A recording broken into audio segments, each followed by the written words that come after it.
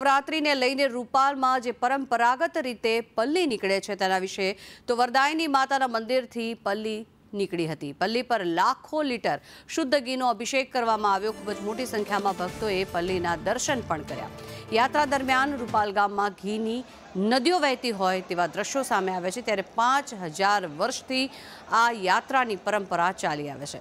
પાંડવોનો અજ્ઞાતવાસ પૂર્ણ થતાં પ્રથમ પલ્લી યાત્રા યોજાઈ હતી, જેમાં નિસંતાન દંપતી માનતા રાખે તે પૂર્ણ થતી હોવાની પણ માન્યતા જોવા મળે છે। ત્યારે ગાંધીનગર જિલ્લાના રૂપાલમાં વરદાયની માતાજીના પલ્લી મેળામાં શોભાયાત્રા નીકળી હતી। પલ્લી પર કરાતા શુદ્ધ ઘીના અભિષેક માટે ટ્રેક્ટરની ટ્રેલીઓમાં ઘી એકત્ર કરવામાં આવ્યું અને ભક્તો દ્વારા ઘીનો અભિષેક કરવામાં આવતા રૂપાલના રસ્તા પર જાણે ઘીની નદીઓ વહેતી હોય તેવા દ્રશ્યો અહીંયા સર્જાયા હતા। રૂપાલમાં માતાજીની પલ્લીમાં હાજર રહી માતાજીના આશીર્વાદ મેળવવા માટે ખૂબ જ મોટી સંખ્યામાં ભક્તો ઉમટ્યા હતા। ગાંધીનગરથી 15 કિલોમીટર દૂર આવેલા રૂપાલ ગામમાં વરદાયની માતાજીનું મંદિર આવેલું છે।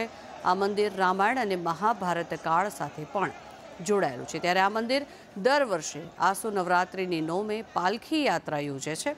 નોમના દિવસે નીકળતી માતાજીની પલ્લી વિશ્વભરમાં રૂપાલની પલ્લી તરીકે પ્રચલિત છે।